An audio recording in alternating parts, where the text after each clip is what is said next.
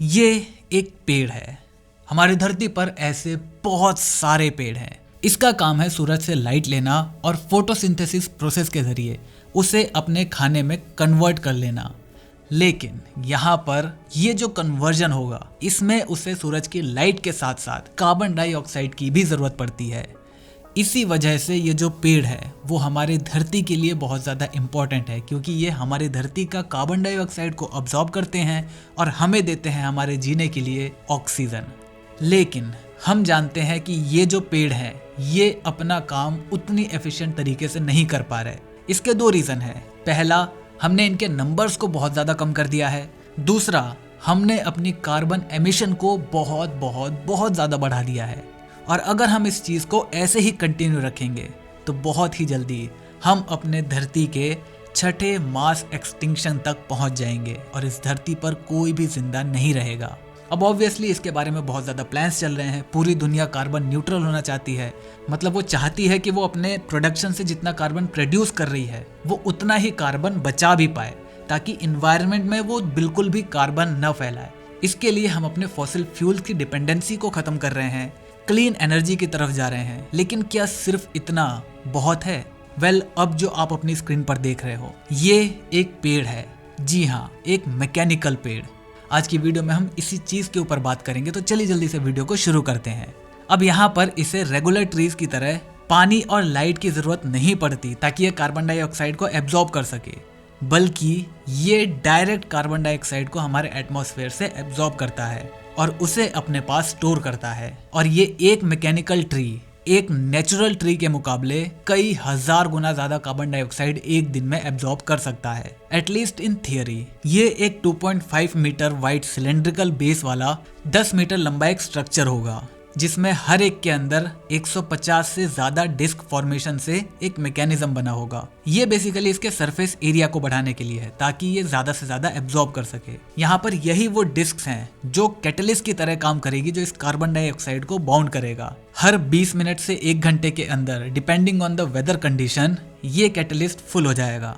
इसके बाद इन डिस्क्स को वापस बेस पे लाया जाएगा, मतलब मैन्युफैक्चरिंग प्लांट के अंदर लाया जाएगा। वहां पर अलग अलग प्रोसीजर के जरिए उस डिस्क में से कार्बन डाइऑक्साइड को बाहर निकाल लिया जाएगा as a pure carbon dioxide. उसके बाद उसे स्टोरेज फैसिलिटी के अंदर सेफली पहुंचा दिया जाएगा, ताकि वो हमारे एटमॉस्फेयर में दोबारा ना आ सके। और उसके बाद उस कार्बन डाइऑक्साइड का इस्तेमाल हम इंडस्ट्रियल पर्पस के लिए कर सकते हैं। ऐसी इंडस्ट्रीज जिनको कार्बन डाइऑक्साइड की जरूरत रहती है। इवन जिन्होंने इस मैकेनिकल ट्रीज को डेवलप करा है वो ये भी कह रहे हैं कि हम इस कार्बन डाइऑक्साइड का इस्तेमाल गैसोलीन, डीजल और केरोसिन बनाने में भी कर सकते हैं as a carbon neutral biofuel, जहां पर इन फ्यूल्स को बनाने के लिए जितनी कार्बन डाइऑक्साइड निकलेगी उससे ज्यादा कार्बन डाइऑक्साइड तो कैप्चर हो चुकी होगी, जिससे ये बन रहे हैं। सो ये मैकेनिकल ट्रीज एक नेचुरल ट्री के मुकाबले कितने ज्यादा इफेक्टिव हैं? अगर हम बात करें एक नेचुरल ट्री की, तो वो एक दिन में करीब 6 ग्राम तक कार्बन डाइऑक्साइड एब्जॉर्ब करता है, और ये वो अपने लाइफ टाइम तक करता रहता है। लेकिन जब वो पेड़ मरता है,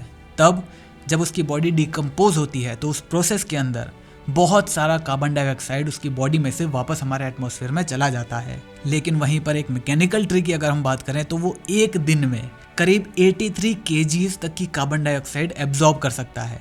जी हाँ, एक नॉर्मल पेड़ से करीब 14,000 गुना ज्यादा। अब यहाँ पर मैंने आपको पहले भी एक चीज बता रखी है कि कोई प्लान कितना भी अच्छा क्यों ना हो, उसको इन सवालों से होकर जरूर गुजरना पड़ता है। पहला, कि फिजिक्स उसे पॉसिबल कर रहा है कि नहीं। तो ऑब्वियसली ये कंपनी बन चुकी है, ये मैकेनिकल ट्रीज बन चुके हैं, तो डेफिनेटली प्रोटोटाइप हमारे पास है।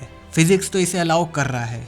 इंजीनियरिंग, कि क्या इस चीज को मास प्रोड्यूस किया जा सकता है, उसका जो कंपनी का क्लेम है कि हाँ वो चीज किया जा सकता है। लेकिन अभी ये अश्योरिटी उस कंपनी को दूसरे लोगों को भी दिलानी होगी कि हाँ वो लोग इसे मास प्रोड्यूस कर सकते हैं। तीसरा, क्या ये इकोनॉमिकली प्रॉफिटेबल है? जब ये चीज बन जाएगी तो उसके बाद क्या क्या किया जा सकता है। जैसे फॉर एग्जाम्पल, कार्बन डाइऑक्साइड को तो इंडस्ट्रीज को बेचा जा सकता है, लेकिन क्या उससे इतना प्रॉफिट आएगा कि ये बिजनेस सस्टेन कर सके?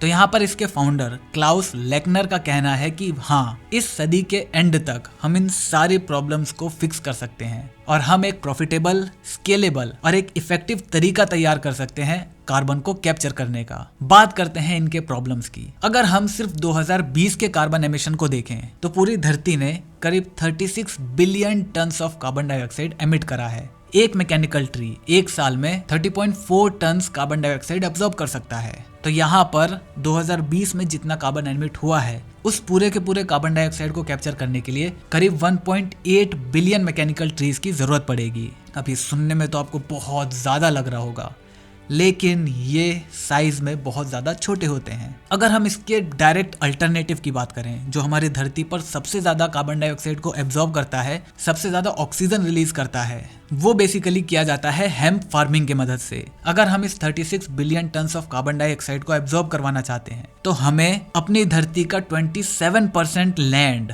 हेम्प फार्मिंग को देना पड़ेगा, जबकि इसकी जगह अगर हम मैकेनिकल ट्रीज को लगाएं तो हमें अपनी धरती का केवल 0.1% एरिया ही यूज करना पड़ेगा। और साथ ही साथ इसके ऑपरेशन में केवल 3% फ्यूल का एमिशन होगा। मतलब ये बहुत ज्यादा सही है। लेकिन जैसा कि मैंने आपको बताया कि 1.8 बिलियन मैकेनिकल ट्रीज की जरूरत पड़ेगी, तो सबसे पहले इनको बनाने के लिए ही बहुत ज्यादा एनर्जी और बहुत ज्यादा मटेरियल्स की जरूरत पड़ेगी। उन मटेरियल्स को मैन्युफैक्चर करने में जो कार्बन एमिट होगी, प्लस उस मटेरियल को बनने के बाद जब ये ट्रीज को बनाया जाएगा उसकी वजह से जो कार्बन डाइऑक्साइड हमारे एटमॉस्फेयर में निकलेगी वो बहुत बहुत ज्यादा है।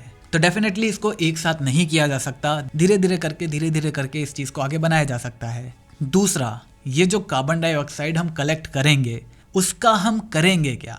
डेफिनेटली उसको अगर हम प्रॉपर तरीके से स्टोर नहीं करेंगे तो ये मैकेनिकल ट्रीज इतने इफेक्टिव नहीं रह जाएंगे। नंबर 2, इन कार्बन डाइऑक्साइड को अगर हम किसी दूसरे मटेरियल में कन्वर्ट करते हैं, किसी सेफ मटेरियल में, जैसे प्योर कार्बन हो गया, या फिर ऐसी जगह पर जहां पर इन कार्बन डाइऑक्साइड को सही से यूज किया जा सके, तो उसके कन्वर्जन में भी हमें प्रोसेस लगाना पड़ेगा। उस प्रोसेस के दौरान इस कंपनी को पैसा खर्च करना पड़ेगा। तो यहाँ पर एक इकोनॉमिकल ब्रेकडाउन आ जाता है और डेफिनेटली इसकी इफेक्टिवनेस और ज़्यादा कम हो जाती है। इसी के साथ साथ ये कार्बन डाइऑक्साइड खुद अपने आप को बॉटलनेक कर सकता है। तो डेफिनेटली यहाँ पर ये जो मैकेनिकल ट्रीज हैं वो बहुत ज़्यादा कार्बन डाइऑक्साइड को कलेक्ट कर रहे हैं, लेकिन हम उसे स्टोर उतनी पेस से नहीं कर पाएंगे जितनी पेस से वो कार्बन डाइऑक्साइड को एब्जॉर्ब कर रहे हैं। तो बेसिकली अभी इस ट्रीज के ऊपर बहुत ज़्यादा काम किया जाना है।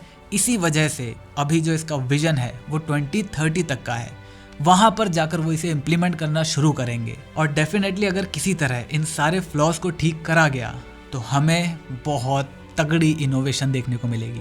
मुझे उम्मीद है आपको ये वीडियो पसंद आई होगी। अगर वीडियो पसंद है वीडियो को लाइक कर देना, चैनल पर नए हो चैनल को सब्सक्राइब कर देना, क्योंकि हम ऐसे ही ज्ञान बांटते रहते हैं। मैं मिलता हूँ आपसे अगली वीडियो में, तब तक जय हिंद, वंदे मातरम।